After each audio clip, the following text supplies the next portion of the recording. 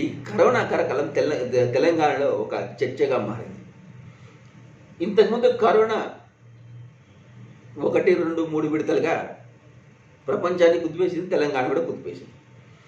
అయితే మళ్ళీ కరోనా తెలంగాణలో కలకలం రేపుతుంది. గడిచిన 24 గంటల్లో దాదాపు 1302 కరోనా పరీక్షలు నిర్వహిస్తే అందులో 12 పాజిటివ్ కేసులు నమోదైనాయి. ఈ మేరకు తెలంగాణ రాష్ట్ర వైద్య ఆరోగ్య శాఖ బులెటిన్ కూడా విడుదల చేసింది. అంటే అధికారికమేది మనం ఊహాగానాలు కావు.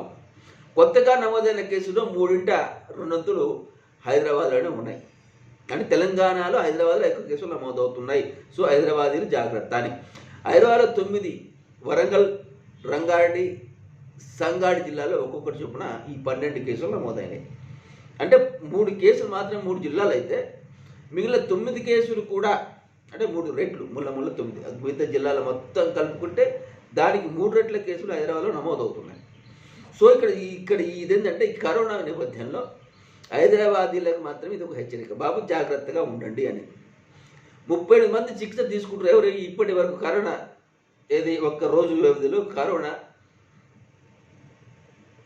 నుంచి ఒకరు కోలుకుంటే 35 మంది ప్రస్తుతం చికిత్స తీసుకుంటున్నారు. ఏంటంటే ఎవరికి ప్రాణహాని ఇక్కడ ఎవరికి లేదు. కాకపోతే కరోనా ఎక్కువగా మనకు హైదరాబాద్లోనే కేసులు నమోదవుతున్నాయి. రాష్ట్ర వ్యాప్తంగా 1 కేసు నమోదైతే ఒక హైదరాబాద్లో 3 కేసులు నమోదవుతున్నాయి. అంటే 1కి 3 రెట్లు. కాబట్టి తెలంగాణ వ్యాప్తంగా ప్రజలందరూ జాగ్రత్తగా ఉండాల్సింది, ఆందోళన చెందాల్సిన అవసరం లేదు. కాకపోతే ఒక రాజధాని హైదరాబాద్ నగరంలో మాత్రం ప్రజలు మరింత జాగ్రత్తగా ఉండాలి. కేసులు ఎక్కువ నమోదవుతుంది. ఎందుకంటే జనసమ్మర్ధమైన ప్రాంతం కదా. కానీ జనసమ్మర్ధమైన ప్రాంతాల్లో మాస్కులు ధరించడం, భౌతిక దూరాన్ని పాటించడం, శానిటైజ్ చేసుకోవడం లాంటి వాటిని మాత్రం ప్రజలు మరవద్దు. ఉదయాన్నే లేవగానే 1 గ్లాసు 2 గ్లాసులు గోరువెచ్చని నీళ్ళు తాగడం కూడా మర్చిపోవద్దు.